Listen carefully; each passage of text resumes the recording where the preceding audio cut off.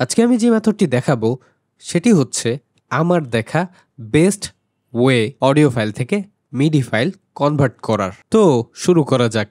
এখন আমি আছি স্যাম্পল্যাবের ওয়েবসাইটে। তো আজকে আমি যেই সফটওয়্যার বা প্লাগইনটি ব্যবহার করব সেটির নাম হচ্ছে স্যাম্পল্যাব। তো অনেক সময় দেখা যায় আমরা কোনো একটি লুপ স্যাম্পলকে বা লুপকে বা অন্য কারো মেলোডি বা কর্ড নিজেদের প্রজেক্টে ব্যবহার করতে চাই, কিন্তু বেশিরভাগ ক্ষেত্রে যেটি হয় যখন আমরা ব্যবহার করি তখন সেটিতে কপিরাইট ইস্যু থাকে, তো যার জন্য আমরা সেটি ব্যবহার করতে পারি না। তো যদি আমরা অডিও ফাইলটিকে মিডি ফাইলে কনভার্ট করি তাহলে সেই মিডি ফাইলটিকে আমরা যে কোনো সফটওয়্যারে ব্যবহার করতে পারবো এবং আমরা আমাদের প্রয়োজন অনুযায়ী ডিফারেন্ট ইনস্ট্রুমেন্ট বা প্লাগইনে মিডি ফাইলটি ব্যবহার করতে পারবো। এমনকি আমরা চাইলে সেই মিডি ফাইলটির স্কেল অথবা টেম্পো পরিবর্তন করতে পারবো। তো আশা করি আপনারা বিষয়টা বুঝতে পেরেছেন যে কেন আমরা অডিও ফাইলকে মিডি ফাইলে কনভার্ট করি। তো এখন আমরা আছি স্যাম্পল্যাবের ওয়েবসাইটে। তো এখানে আমরা দুটি প্ল্যান দেখতে পাচ্ছি, একটি হচ্ছে বেসিক প্ল্যান আর একটি হচ্ছে প্রিমিয়াম। ওকে, তো বেসিকটির নিচে লেখা আছে ফ্রি ফর এভার, অর্থাৎ আপনি চাইলে বেসিক প্ল্যান আজীবন ইউজ করতে পারবেন। আর প্রিমিয়ামে আছে পার মান্থ প্রায় $10 মতো। তাদের মাসিক প্ল্যানও আছে এবং বার্ষিক প্ল্যানও আছে। তো আমরা বেসিক প্ল্যানে কি কি পাবো সেটি এখানে দেওয়া আছে, যেমন স্যাম্পল্যাব প্লাগইন অ্যান্ড ডেস্কটপ অ্যাপ। আমরা বেসিক প্ল্যানে স্যাম্পল্যাবের প্লাগইন পাবো এবং ডেস্কটপ অ্যাপও পাবো। তো যখন আমরা সফটওয়্যারটিকে ইনস্টল করব বা প্লাগইনটিকে ইনস্টল করব তখন সেটির সাথে আমরা একটি ডেস্কটপ অ্যাপ পাবো এবং একটি প্লাগইন পাবো।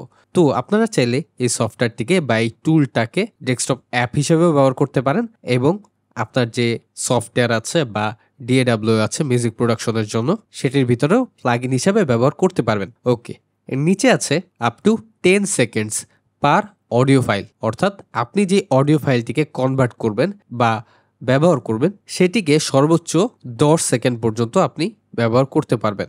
আর প্রিমিয়াম প্যাকেজে আপনারা দেখতে পাচ্ছেন যে অডিও ফাইলটির কোনো নির্দিষ্ট কোনো লেন্থ নেই, এনি লেন্থ, অর্থাৎ আপনার অডিও ফাইলটা যত বড়ই হোক না কেন সেটাকে আপনি কনভার্ট করতে পারবেন। যাই হোক, তো আমার কাজের জন্য এই বেসিক বা ফ্রি প্ল্যানটাই যথেষ্ট, প্রিমিয়াম আমার প্রয়োজন হয় না। তো যদি কেউ চায় প্রিমিয়াম তারা নিতে পারেন, 7 দিন ফ্রি ট্রায়ালও পাবেন যদি আপনি প্রিমিয়াম প্ল্যান টেস্ট করতে চান। ওকে, এখন আমি চলে যাই এই সফটওয়্যারে। আমি এর সফটওয়্যারের মাধ্যমে আপনাদেরকে দেখাবো প্লাগইন হিসাবে এটা কি আমি ব্যবহার করব না। আপনি চাইলে প্লাগইন হিসাবে ব্যবহার করতে পারেন, কোনো সমস্যা নেই। আমার কাছে সফটওয়্যার ব্যবহার করেই বেশি সুবিধা মনে হয়, সেটি আপনার কাছে নাও হতে পারে। ওকে, এই সফটওয়্যারে আসলে আমরা দেখতে পাচ্ছি যে লেখা আছে drag and drop and audio file here. তো এখানে আমাদেরকে audio file drag and drop করতে বলছে। ওকে, তাহলে আমি একটি ফাইল ড্র্যাগ এন্ড ড্রপ করি। এখানে আমার একটি মেলোডি আছে, সেটিকে আমি ক্লিক করে ধরে ড্র্যাগ এন্ড ড্রপ করলাম, চলে আসলো। এটিকে আমি FL স্টুডিওতেও ড্র্যাগ এন্ড ড্রপ করব। FL স্টুডিওতেও চলে আসলো। ওকে, আবারও চলে যাই সফটওয়্যারে। এখানে কিন্তু অডিও ফাইলটি ইম্পোর্ট হয়ে গেছে। তো যদি আমরা এখানে খেয়াল করি, এখানে দেখতে পাচ্ছেন যে এটিকে পুরোটাকে সিলেক্ট করা। তো আমার অডিও ফাইলটি হচ্ছে প্রায় 8 সেকেন্ডের মতো। উপরে আপনি কিন্তু লেখাটা দেখতেও পাচ্ছেন 8.7 সেকেন্ড। ওকে, তো আমার কনভার্ট করার জন্য কোনো সমস্যা নেই, যেহেতু বেসিক প্ল্যানে 10 বা 10 সেকেন্ড পর্যন্ত কনভার্ট করা যায়। তো এখানে আপনারা দেখতে পাচ্ছেন পুরোটাই সিলেক্ট করা আছে। এখান থেকে যদি আমি ক্লিক করে এটাকে আমি ছোট বড় করতে পারি, এরপর এটিকে ধরে আমার যেই পার্টটাকে আমি কনভার্ট করতে যাচ্ছি সেটিকে সিলেক্ট করে দিতে পারবো। তো যেহেতু আমার এটি 10 সেকেন্ডের কম, তার জন্য পুরোটাকে সিলেক্ট করেছে। তো যখন আপনারা 10 সেকেন্ডের বড় কোনো অডিও ফাইল এটিতে ইম্পোর্ট করবেন সেক্ষেত্রে দেখা যাবে যে এরকম পুরোটা সিলেক্ট হয়ে আছে, কোনো স্পেসিফিক কোনো 10 সেকেন্ড। এরপর আপনি যে কাজটি করবেন সেটি হচ্ছে এভাবে ধরে আপনার প্রয়োজন মতো যেই 10 সেকেন্ড আপনি চাচ্ছেন সেটিকে সিলেক্ট করে দিবেন। ওকে, এর পাশে আছে প্লে পজ বাটন আছে। তো এটাতে যদি আমি প্লে করি,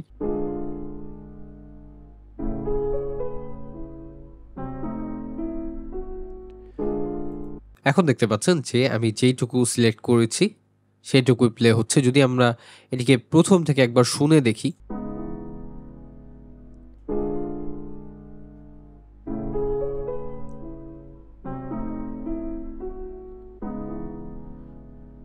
স্টপ করে দিলাম। তো মেলোডির সাউন্ডটা ঠিক এরকম। তো নিচে যদি আমরা আসি, এখানে যদি আমরা মাউসটা রাখি তাহলে দেখতে পাচ্ছেন যে লেখা আছে stem separation tell us what's in the audio. তো অডিওতে কি আছে সেটি আমাদেরকে উল্লেখ করে দিতে হবে। যেহেতু এটা শুধুমাত্র একটি ইনস্ট্রুমেন্টাল বা একটি পিয়ানো মেলোডি, সেক্ষেত্রে আমরা এখান থেকে শুধুমাত্র ইনস্ট্রুমেন্টালটা টিক করে দিব, আর বাকিগুলোর প্রয়োজন নেই। এখানে কোনো ভোকালসও নেই, বেজও নেই, ড্রামসও নেই। তো আমি এটাকে টিকটাকে সরিয়ে দিলাম। ওকে, এখন আমি এটাকে ওকে করে দিব।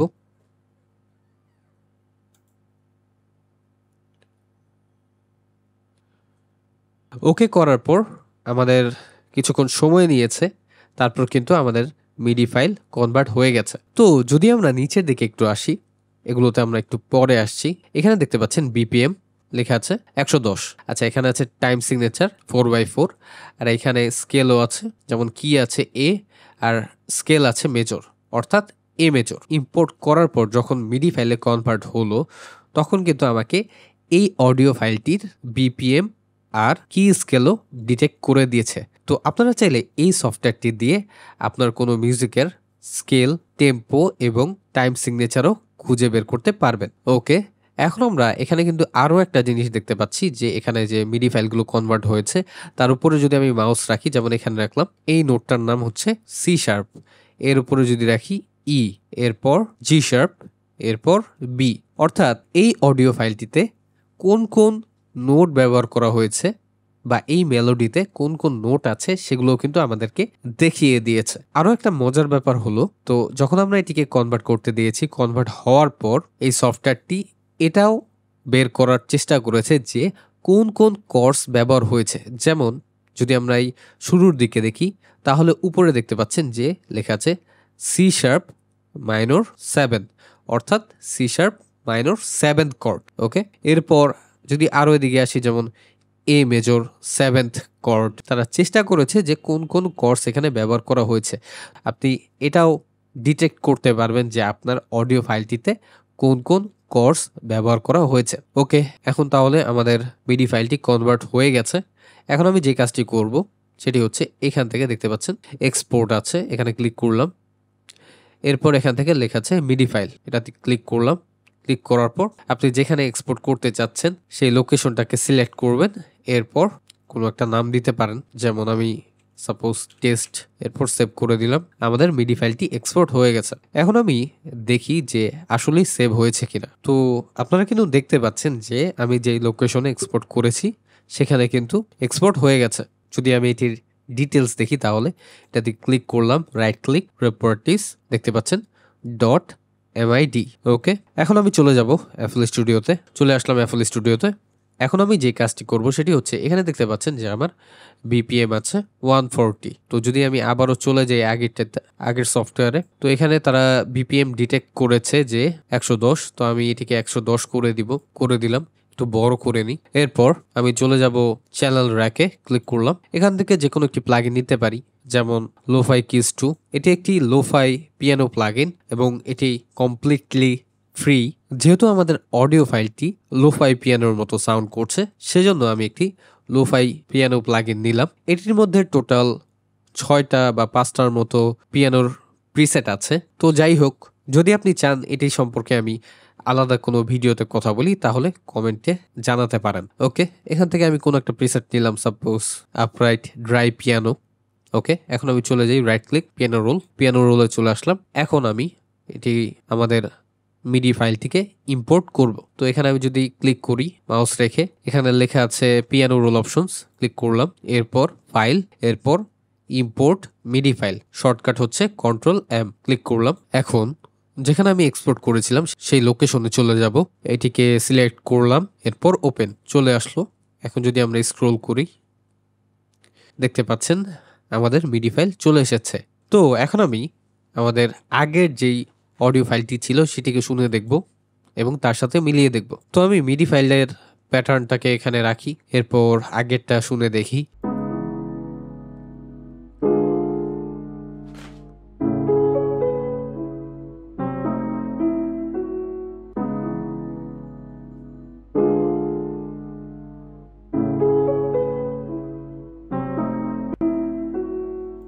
এখন যদি আমাদের মিডি ফাইল যেটি কনভার্ট করেছি সেটা শুনে দেখি।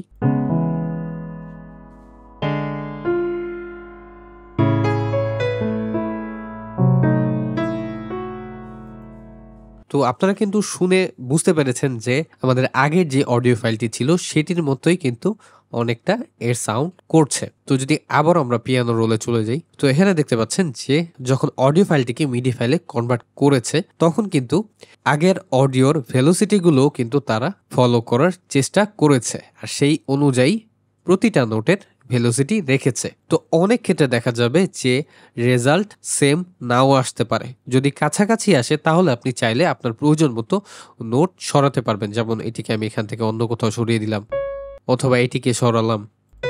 তারপর আপনি আপনার প্রয়োজন মতো এগুলোর লেন্থও কম বেশি করতে পারবেন। তো এটি ছাড়াও আরো অনেকভাবে অডিও ফাইলকে মিডিতে কনভার্ট করা যায়। তো এর আগে আমি যেগুলো ট্রাই করেছি সেগুলো এত ভালো রেজাল্ট দিত না, আবার সেগুলোর ক্ষেত্রে অনেক বেশি সময় ব্যয় করতে হতো। সেক্ষেত্রে এটা কিন্তু অনেকটাই সময় বাঁচায়। তো ডেসক্রিপশনে আমি এই সফটওয়্যার বা প্লাগইনের লিঙ্কটা দিয়ে দেব, আপনারা চাইলে ডাউনলোড করে ব্যবহার করতে পারেন। আমার ক্ষেত্রে প্রায় প্রতিদিনই এটার ব্যবহার হয়, কারণ প্রতিদিন আমাকে অনেকগুলো কাজ করতে হয়। তো অনেক ক্ষেত্রে দেখা যায় মাথা থেকে নতুন আইডিয়া আসে না, আবার হাতে সময়ও খুব কম থাকে। সেক্ষেত্রে আমি কোনো মেলোডিকে বা লুপকে আমি মিডি ফাইলে কনভার্ট করি এবং সেটি আমার প্রজেক্টে ব্যবহার করি। আশা করি আপনারা আজকের ভিডিওটা বুঝতে পেরেছেন। যদি কোনো কিছু না বুঝে থাকেন তাহলে অবশ্যই আমাকে কমেন্ট করে জানাবেন। মিউজিক প্রোডাকশন সম্পর্কিত কোনো প্রশ্ন থাকলে আমার ফেসবুক পেজে মেসেজ করতে পারেন। আর আমার চ্যানেলটি যদি এখনো সাবস্ক্রাইব করে না থাকেন তাহলে এখনই সাবস্ক্রাইব করে ফেলুন। তো সবাই ভালো থাকবেন।